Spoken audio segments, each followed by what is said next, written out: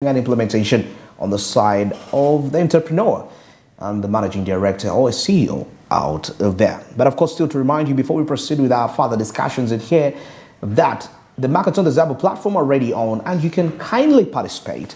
I understand you could be thinking and asking yourself, where can I invest my money today in Uganda with the current economy and the current global outstandings in there? Bonds and securities is an option for you here, and Zabo availed this opportunity. Here you buy bonds and securities for a fee of 15,000 Ugandan shillings. Now at 8:15 a.m. that's when the markets open and run all the way to 3:15 p.m. That is East African time, and this is effective Monday up to Friday. Apart from the weekends or the public holidays when those markets cannot be accessed, but of course that's not the big deal here. You have the rest of the days to capitalize and make money, and something which I believe it's a key to your prosperity. And that's why Zabo confidently says, my money, my future. And Altex East Africa tells you, you gotta do something new for yourself. Well, still on this matter to do with passport fraud in Uganda. We understand that majority of these related issues, the stakeholders actually need to come out and say something. What is really happening? And now we are talking about decision makers here. Now we have Honorable Timothy Batwa. He's a member of parliament. That is West Ginger West constituency. He comes out and articulates what is really leading to the passport fraud in Uganda and why are our passports in Uganda neglected in other countries such as Denmark. Let's get into this real quick. As human beings, we have to be identified at any point of entry as we travel from one country to another. So the documents that identify us are documents that are produced by the countries of origin from our mother countries. Now, the countries we are visiting rely on our mother countries that the documents being presented are genuine and original. So it is a very bad impression that a country can get when its citizens cross into other jurisdictions with fake passports.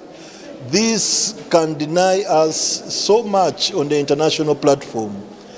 We can be perceived as a country that can't be trusted, and in so doing we lose business, we lose all sorts of opportunities.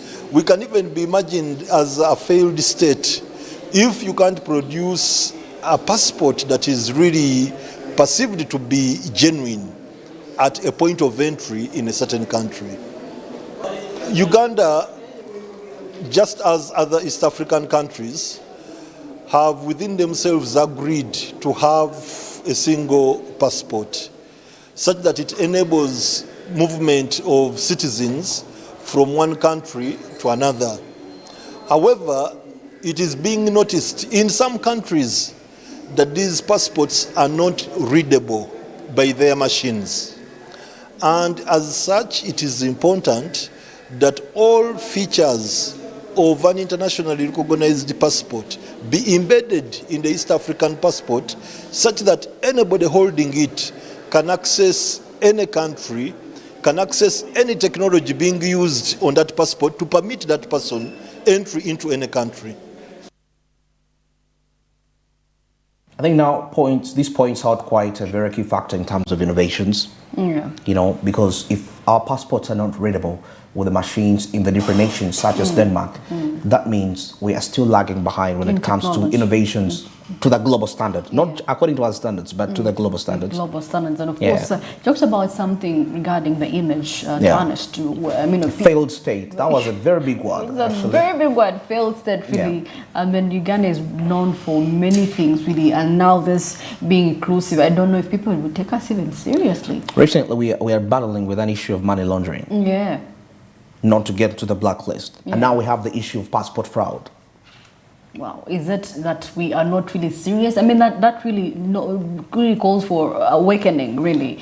If now the systems in Denmark or Malaysia are not recognizing, that means we have to upgrade. We have to upgrade. We have to be on the international standard. Yeah, but you see, the challenge that however much we are trying to actually get in there, because IT is one of these perspectives which really the government is putting much more emphasis, and this has been witnessed by the launching of 5G network, Yeah, because the faster the networks, the faster actually these, the technology when it comes to implementation of, the e-passport, something in there. But there is lack of balance when it comes to IT infrastructure, allocating the different, of course, resources, most especially now when it comes to the different government agencies. Today, majority of a very good example I can actually give, when we have something to do with the eDocs, electronic documents and management systems. Yeah. But so far, just a few governments that actually, a few ministries in government that are using it. Ministry of Trade, ICT, and I think the Uganda Registration Services Bureau is also one of the government agencies that is using that eDocs. Managing documents electronically. And I would think the Ministry of Internal Affairs would actually be one of the pioneers to actually head for this, knowing that if we are talking about the e-passport, that means we need to have our technology on top notch. But then, how do we transcend to a new technology of the e-passport, yet the way we manage our documents still is still a bit of paper based? Yeah. So we have to check and actually check ourselves and look for ways on how we can really make sure that we are on standard. Okay, international standards. Let's not look at African, maybe international standards, because now we are in an era where there is new innovations, technology is changing. It's growing at a very faster rate. Oh my God, and we are so behind. We still have, if you see now, we still have flyovers are no more. People are now building bridges and all. We are now doing what other countries did like 10 years ago. That's what we are doing now. But for the IT, IT, that is it for a developing country. That is it for a developing country. Okay, we cannot go according to the pace. But when it comes to systems, technology, innovations, come on. That is where we have to be growing faster, and by all means, because we are going to lag behind. But I believe the space of innovation, most especially to information technology, Uganda, we're not as lag behind as compared to probably, there are two aspects in here. There is science and technology, and there is information technology.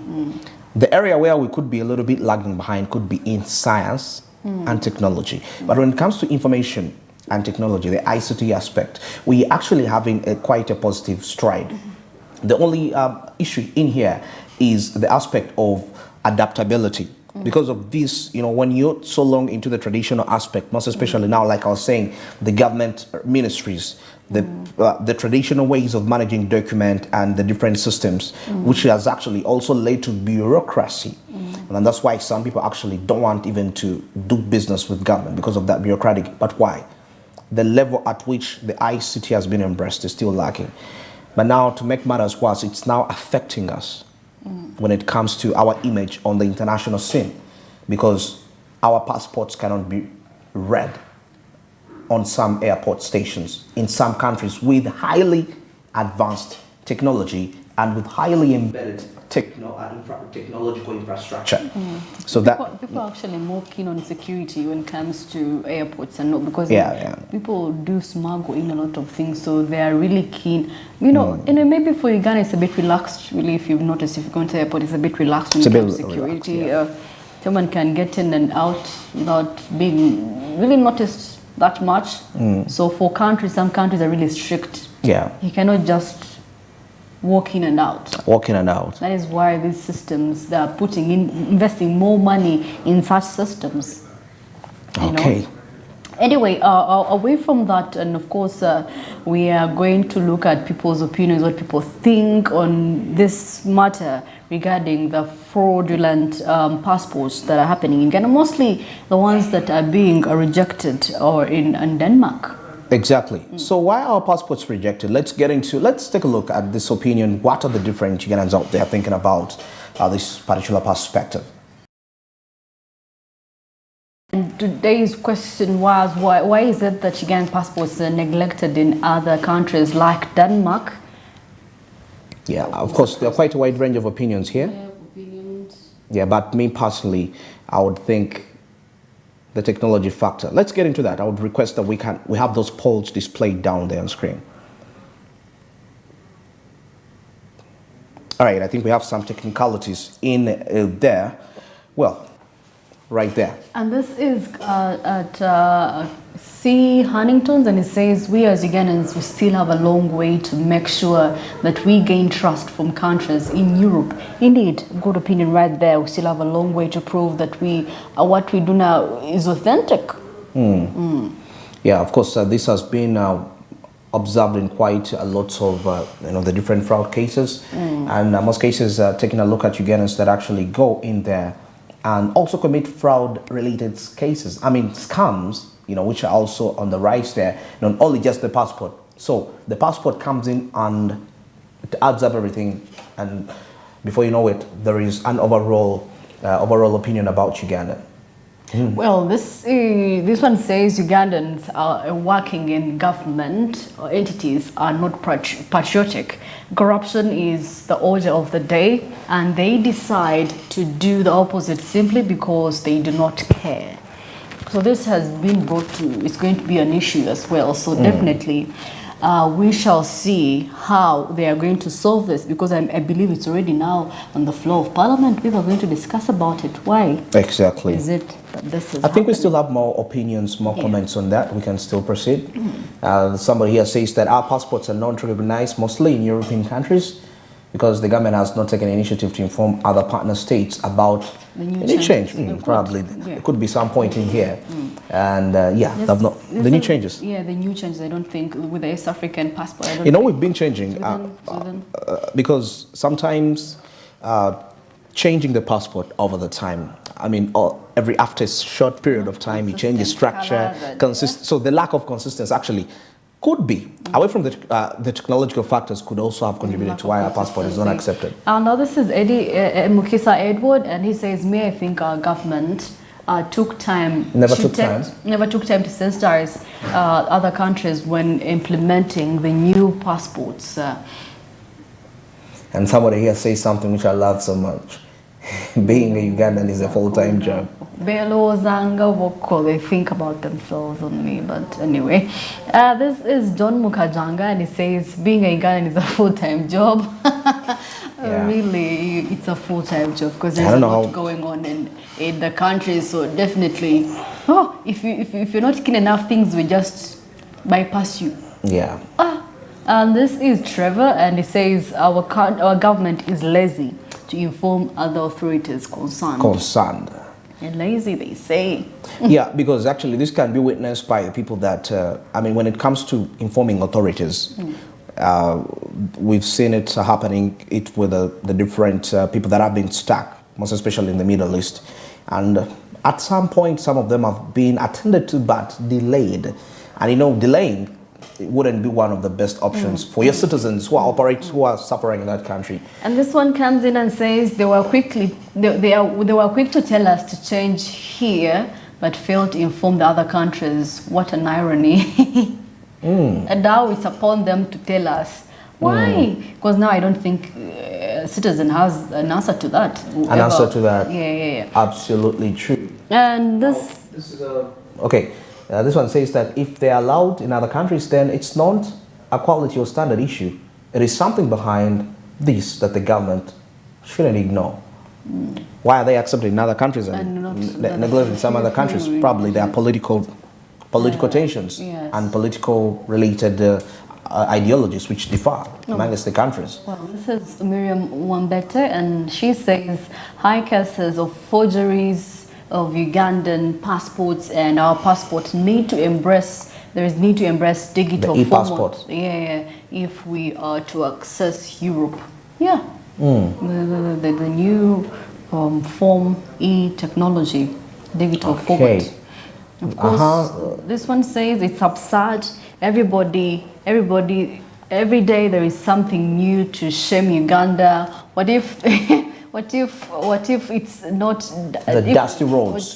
Dusty roads, like the Nigerian tourist said, right? Yes. It's the flooding Kampala streets, and these passports are supposed to be new something. Of course, that is something right there. Oh, by the way, if you realize, there's a Nigerian that actually commented on the stage. He was comparing between the East African countries, and when it came to Uganda, oh my goodness, he really shamed us. I was so embarrassed looking at the comment. I'm like, wow, so this is what people think? Yeah. Regardless of the lifestyle. By the way, Uganda has one of the good lifestyle, but then infrastructure is doing bad.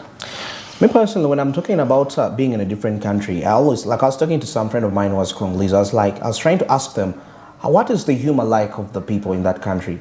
I don't think, well, the infrastructures can really be defining, but the humor of the people in this country. And Uganda, people are humorous. Now, this is Otizik, and they say it's because they lack advanced technology features, which these countries are already embracing. True, it could be true.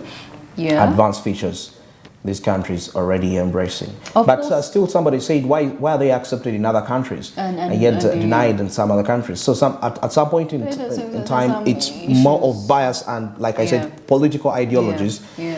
Remember, Uganda, like what has been going on recently when the World Bank actually cut us from aid. It's not the first time that the president of Uganda is assenting to the homosexual bill. And countries like Denmark are known to be nations at the forefront of such human rights. So there is a relation to that perspective if you can actually look at the bigger picture in there. Connect the dots and know there's something behind it. If you connect the dots in that way. But we are losing business, like somebody said, because somebody would say, oh, Denmark alone, no, we don't. But that is still business lost. Okay.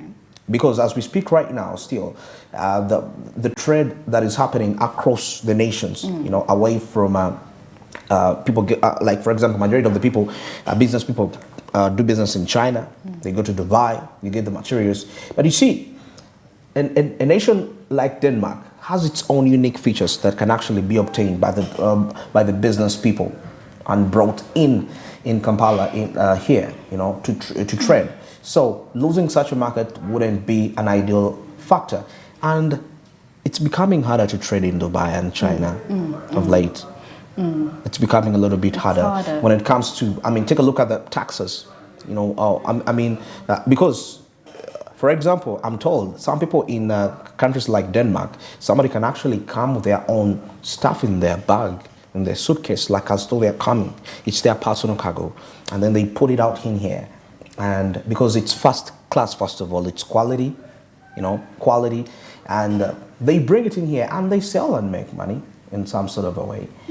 Yeah. So, anyway, thank you for those beautiful opinions right there. And of course, today we're looking at the fraud that is happening in actually getting Ugandan passports. But it's good that you get to know people's opinions. Yeah, what people think about that. And also it contributes on what the government should look out for as they're, on the floor of parliament. What should they extend?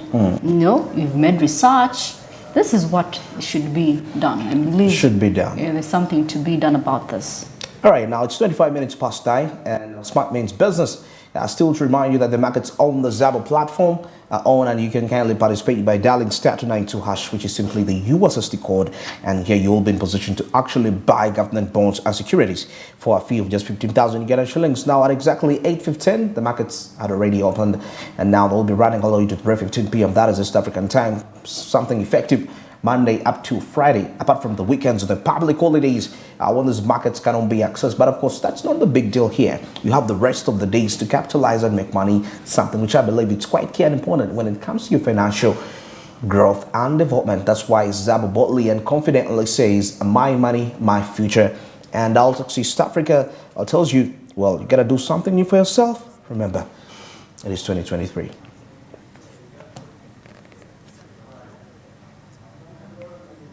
Well, now Smart Means Business takes another break, and of course, returning shortly, we shall be taking a look at the fuel prices, which is causing quite lots of worries amongst the different people, business communities, and of course, the people that use the public means of transport.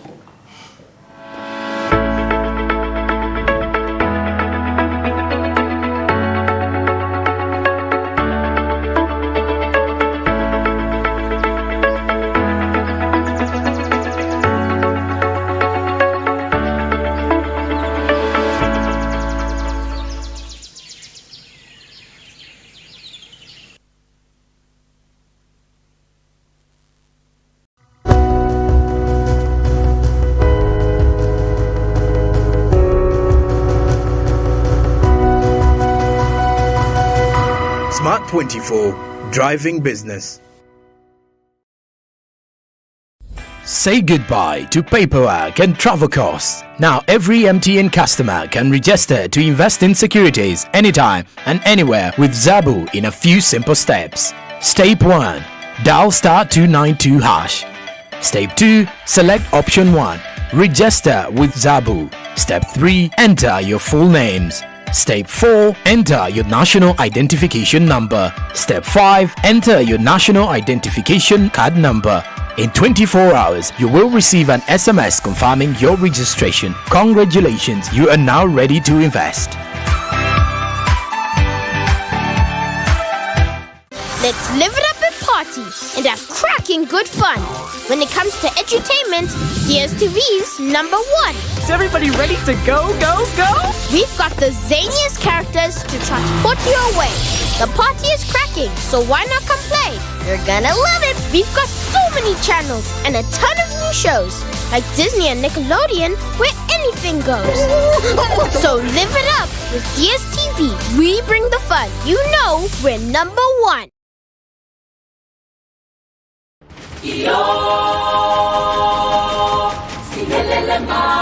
In a world where trade drives economic growth and development, Africa is now embracing a new era of intracontinental trade through the African Continental Free Trade Area to unleash its immense potential. Witness the spirit of entrepreneurship as African businesses forge away into partnership and venture beyond their borders in a single African market. Discover the innovative solutions being initiated and created to address challenges and seize opportunities in sustainable agriculture, renewable energy, and technological advancements. We expand our lens to showcase the efforts and success of economic integration across the entire African continent, from West Africa to East Africa, North Africa to Southern Africa, Central Africa, and even the diaspora, as the tapestry of unity grows stronger with each story we tell. African perspective, driving business and trade across Africa. Don't miss the African Perspective on Smart 24 every Monday, Wednesday, and Friday at exactly 6 p.m. East African Standard Time as we drive business and trade across Africa.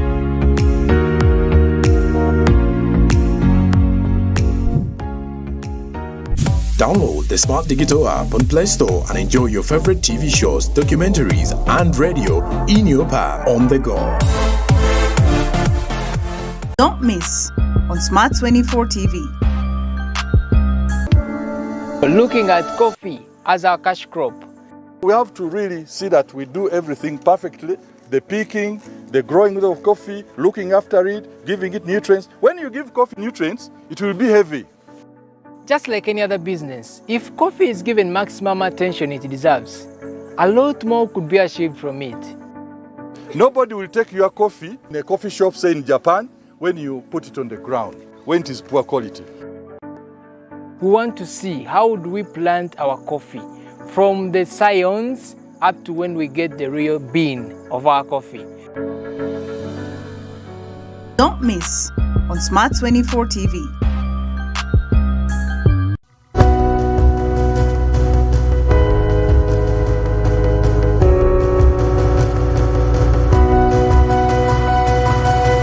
Smart 24, driving business.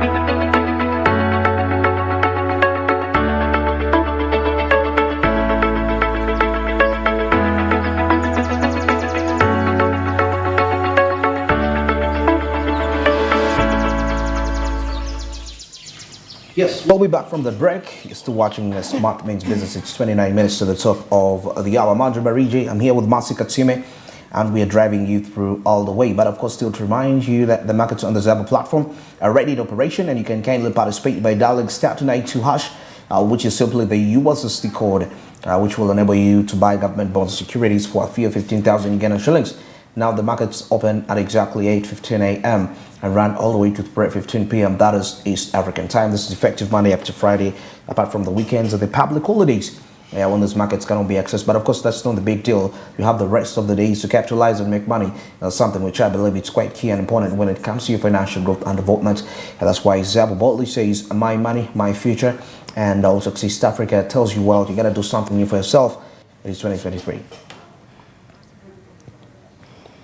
Well, now, as we head into our discussion on the fuel prices. You know, actually, last week, the Speaker of Parliament, if you were observant enough, the oil prices have increased from like 4,800 to 5,400 and a little bit of shillings by 100 shillings. So definitely, if you're out and you're in garden and you've been puzzled on what is really causing the oil prices to rise, it's because of the global demand in oil production. There's a global demand in oil production. That is one of the contributing factors. Every country is fighting for oil, Banang. Exactly. It's as if we're in scarcity. So that is what and of course the deepening of OPEC and cutting the supplies is also an issue. Remember, Saudi Arabia also cut the supply, so that means the demand is high. Is quite high. It is quite high, and of course things regarding to foreign exchange fluctuations also one of the factors that have caused an increase in oil price fuels for oil prices to increase. So definitely don't be alarmed. This is not only Uganda, this is happening globally. But of course, in that, you know, the Speaker of Parliament actually came in and really got concerned and asked the Ministry of Energy to give reasons why the prices are increasing. And they could not give a solution, really. What they had to do is tell us the reasons as to why there is an increase. But of course, I must say, really, I don't think they have a possible solution for now, because now this is a global thing. But I believe there is a solution. There is a solution. But anyway, I think it had not hit the attention, maybe as a Ministry of Energy, that maybe the fuel prices are rising. But I believe as a ministry, you're supposed to be prepared for such a crisis. For such a crisis. Yes. They have to be prepared. And actually, we've been having issues with reservoirs. We had the reservoirs in Ginger, and of course, because people have been asking themselves questions: what are the reservoirs for? Are they really doing whatever what is meant for them in such a time of a crisis? Some time back, part of the aspects that happened, the recent fuel crisis we had, was transport was halted in Ginger City, and there was no business running. I remember that time, and happened to go to the new taxi Old Park. I remember the time I was conducting an interview with the spokesperson of the Mukono stage, and we're talking about this aspect related to what happened in Ginger. What if it happens in Kampala? What are we doing to ensure that it doesn't happen in Kampala? So those are the fears that actually we get to have.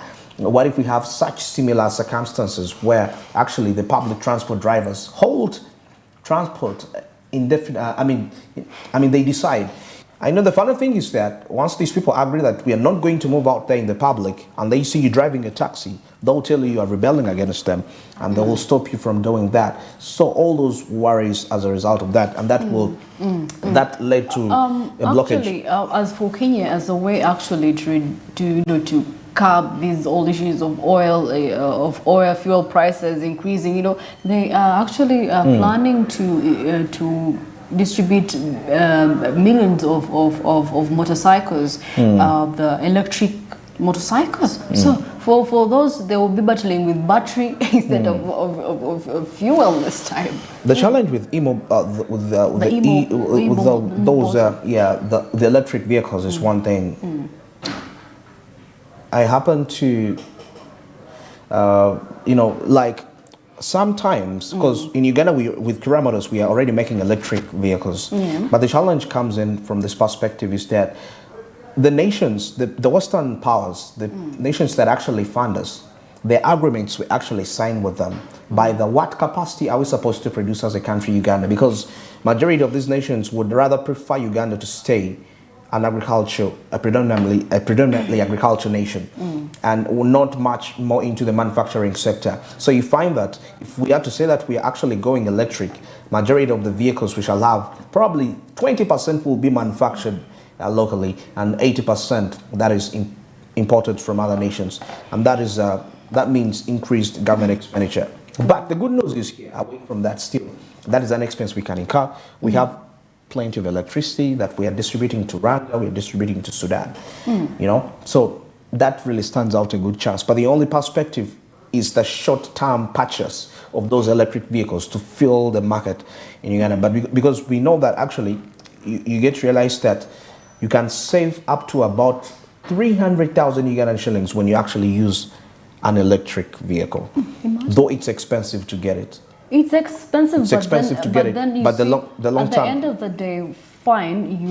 We are combating the doing away with emissions. We are actually advocating for climate change.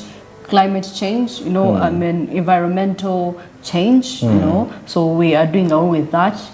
So definitely that is one of the potential benefits we could have when we have electric cars, we have electric motorbikes, and of course you save. I mean, how there are going to be battery pumps, go charge your car, and then go. It's just a matter of battery. We have electricity. Oh, you guys, and of course, looking at the report here, the country's crude reserves are estimated at 6.5 billion barrels. And of which 1.4 billion barrels are recovered. So we have some oil. Yeah, we do. We do have some oil. So maybe we could have a solution for this high prices increasing. So definitely government has to look for a solution. Okay, if they have asked for solutions, please provide solutions instead of telling us what could be the cause. I know it's global, but every country will deal with it individually at the end of the day. You Absolutely. Won't say let's deal with it globally. Oh my God, you'll die in your own movie. Like Absolutely. most Ugandans say, you'll die in your own movie. But anyway, away from that... I think we can get into this discussion in Parliament as we see the Ministry of Energy presenting to the Parliament. Of course, providing a reason why the fuel prices are actually increasing at this rate. The spike on petroleum product supplies in Uganda. As a background, Uganda is operating a liberalized fuel market. It means the supply and the demand determine the price of petroleum products in our country, and this is by law. Our law of 2003, and it's also in our regulations of 2009, where we liberalized the supply of petroleum products. Number two, the source of our supply, 98% of the supplied petroleum products to this country come through the Kenyan Mombasa. And we actually depend on using open tender system guidelines of Kenya. This arrangement updated in 2023. If you recall, I talked about it again when we had a spike of fuel prices in this country. Number two, global factors actually impact on fuel prices. We can, as a country, play a little role in determining the fuel prices. The crude oil prices have actually gone up in the recent past. And I'll give you the prices as of July and August. Also, depending oil producing and exporting countries, OPEC, which is a major supply of petroleum products, they have actually pushed down their production. The petroleum products which are put in the market, the crude oil from OPEC, has actually been pushed down. It means the supply has gone down on the crude oil products. Also, I want to point out macroeconomic sentiments. Positive sentiment in the global macroeconomic landscape has increased optimism about oil demand, putting up pressure on the oil prices. World oil demand has increased lately. Increasing world oil demand has reached a record level, with a demand hitting 103 million barrels per day. This surge in demand is a significant factor contributing to rising fuel prices globally, not only in Uganda. Also in Uganda, foreign exchange. Exchange rate fluctuations have influenced the fuel prices, especially in our country. The exchange rate against the US dollar was 3,615 shillings per dollar in July 2023 and has increased currently to 3,725 as of yesterday. This is in August, and that price has actually stayed that high. This has got a direct impact on the price of fuel at the pump stations. Oil prices and Platts. The global oil market has seen a notable increase in oil prices, with the price of Brent crude oil per barrel surging to $74.35 in July 2023 to $82.45 in August 2023. Additionally, refined petroleum product prices, guided by the Platts, have increased significantly. Diesel prices rose by $135 per metric ton, and petrol prices increased by $67 in August compared to July 2023. These price increases are directly affecting the cost of petroleum products imported into Uganda, which in turn influences domestic pump prices. The market economy, like ours, where the demand, like what the minister said, the determinants are on demand and supply. When the demand outstrips the supply, prices are bound to rise. Now they have risen up. The prices are up. It erodes our disposable income, and it worsens on the living conditions of the people. And after listening to what the minister is saying, the minister's statement is talking about the external factors. Basically talking about the external factors.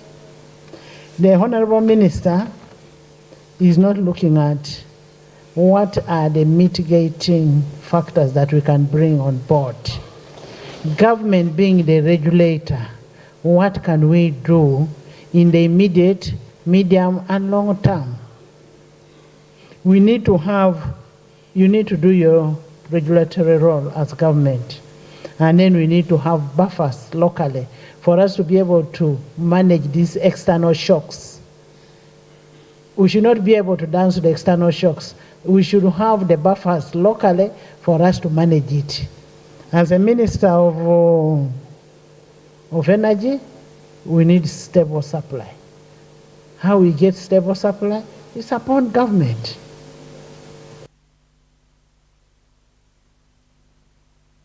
Well, there is something from the BRICS side which is rising up lately about the purchase of having trade in multi-currencies across in there. And actually, there is a bank that is being established that is going to be funding in multi-currencies. As a result of that, that if any country is purchasing something from another country, they can actually convert their currency into another currency, because the dollar, the monopolization of the dollar is actually resulting to all this. It's one of the factors that is actually contributing to this.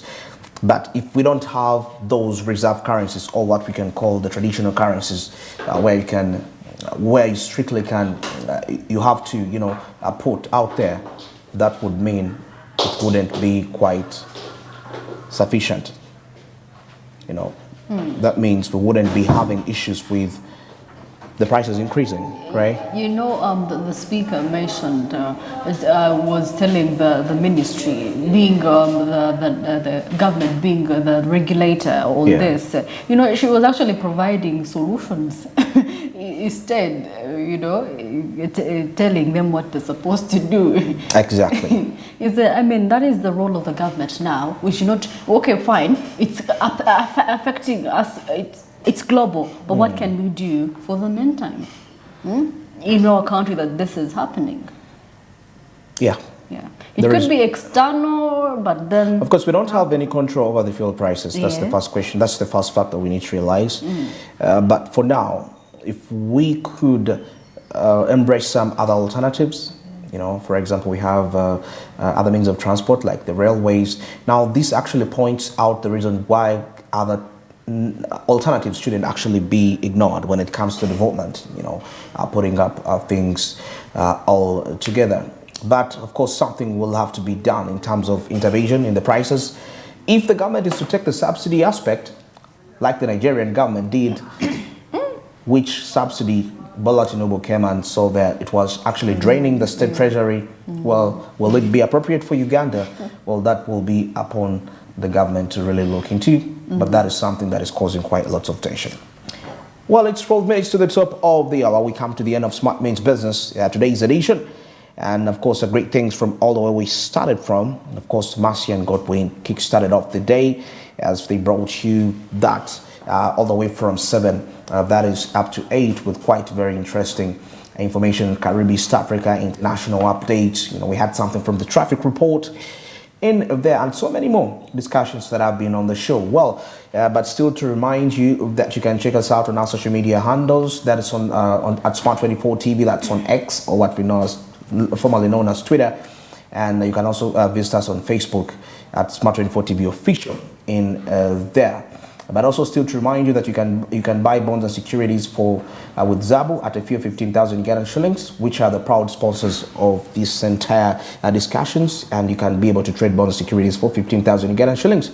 Monday to Friday, the markets are operating from 8:15 up to 3:15 p.m. Well, still on that notice, you can go to your Google Play Store and download the Smart Digital application, and you'll be able to stream Smart24 TV anywhere you are. You could be heading back home and you're stuck in jam. You can stream. And also, if you're a business researcher, Smart24.tv is the home for you to go and get the updated business facts.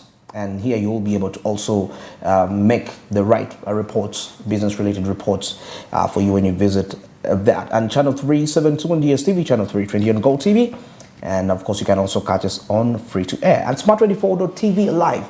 That's on YouTube. Here you will be still able to stream us at any part of the world you'll be at, as we bring you both local and international updates. Well, till tomorrow, have yourselves a very wonderful day.